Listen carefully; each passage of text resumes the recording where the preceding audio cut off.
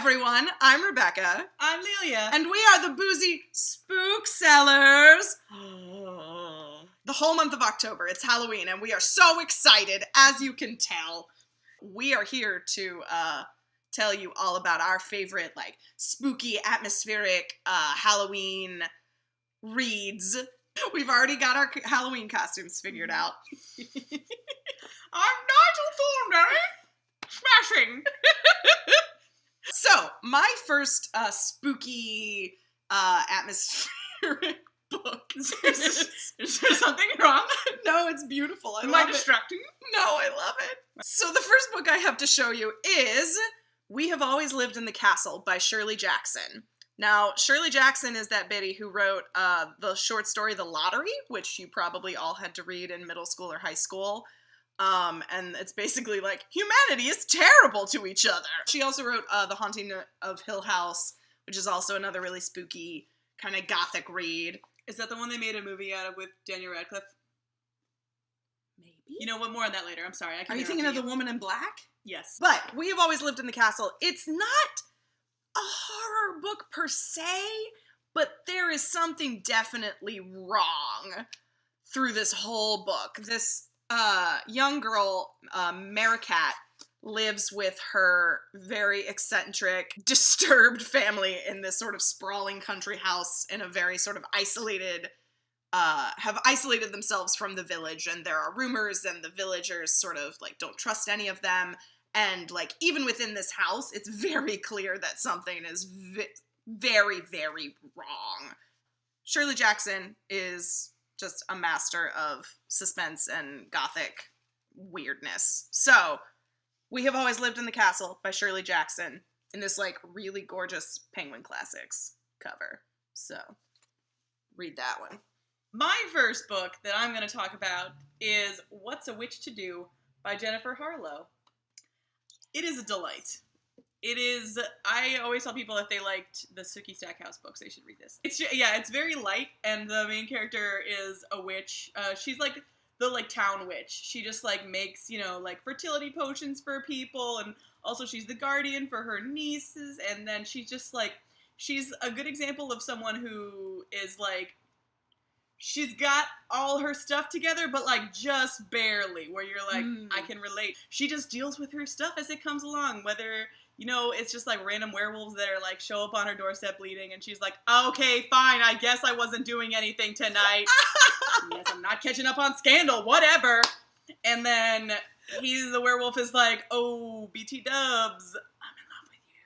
Oh, no. And she's like, psh, no.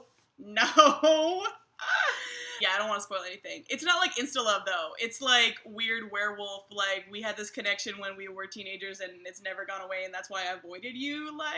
So, that whole thing. Is that a werewolf thing, or is that just a teen boy thing? It is in some werewolf lore, I guess. I mean, I don't know. I'm just thinking of, Twilight with the whole, imprinting oh, this is on it. This is the infant. one. Yeah, only she's not an infant. She was, an adolescent. Yeah, and because he was an adolescent, so it was less weird. Yeah.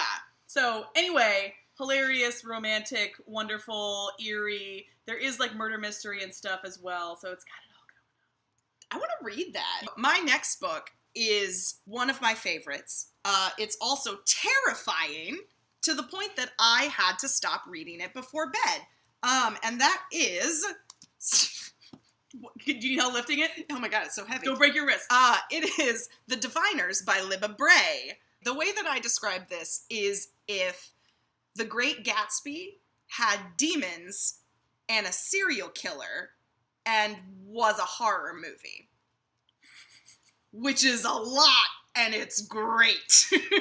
So it's basically the 1926, and the first main character you meet is a girl named Evie O'Neill, who lives in small town Ohio, and, she's bored, and she wants to, go to the big city and sort of experience life. And she has a special gift that has gotten her in trouble in the past, which is if she touches an object that belongs to someone, she can see memories and of the life of the person who it belonged to.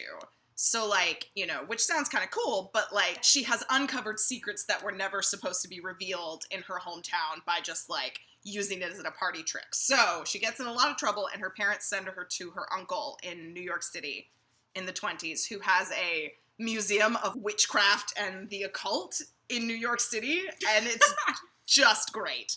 And eventually, there's a whole other cast of characters that have other stuff going on, and there is a serial killer in New York who Evie sort of falls into the investigation because of her gift, and it sort of goes from there. And I don't want to spoil anything, but it's just so creepy and dark and atmospheric. Like, it's 1920s New York, like Jazz Age New York City. Like, what more do you want from me? There's, like, flappers and demons and creepy serial killers and, like, cults and stuff, and it's so good. Your favorite things. My favorite things! Also, girl, you should have known what was going to happen when you go to the big city. You know what happens to the big city? Murder. So, Diviners by Libba Bray. Next up we have As I Descended by Robin Talley.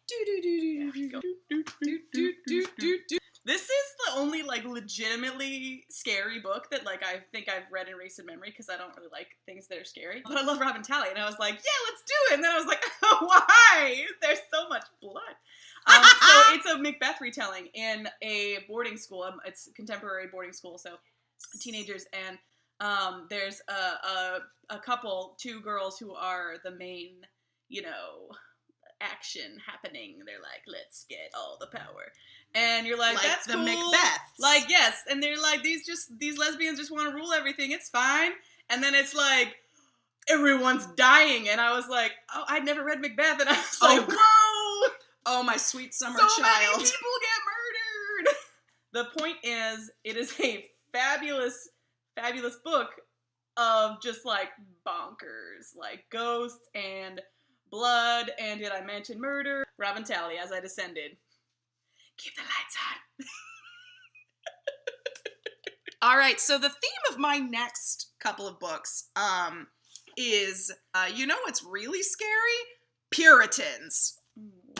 So, my next book is The Witches, Salem, 1692 by Stacy Schiff.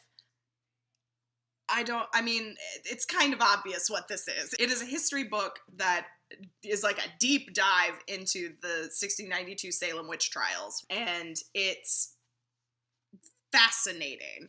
And it was the first book that I read that actually, like, made me understand, like, the circumstances that could lead to these, like, 12 to 25 young women in 1692 Massachusetts just, like, losing their cool and, like, accusing hundreds and hundreds of people, and it ended up with, like, 19 people being hanged and one dude being pressed to death, and, like, just how the circumstances of Puritan New England contributed to that hysteria, and it's just fascinating. Nice. But yeah, so Stacy Schiff is a really great historian and a really great writer, and she structures it so that it sort of reads like a mystery. So, like, she lays out pretty much the whole timeline of the witch trials, and then at the very end is when she sort of, like, puts forth what she thinks happened, which, like, during the book I kind of wanted more of that, but it was very rewarding to get to the end and have, if not closure, at least some attempt at closure. But yeah, so if you're more interested in, like, the nonfiction side of things, then definitely try out The Witches by Stacy Schiff. Speaking of Puritans, I have one too. We didn't even coordinate. Mine's only like 20% of Puritans though, because that's the beauty of this book. The Taker by Alma Katsu is that it's like 3 different genres, but also every genre. This book is about a woman, and she is immortal. She is not a vampire, and she's also got some baggage going on from the Puritans.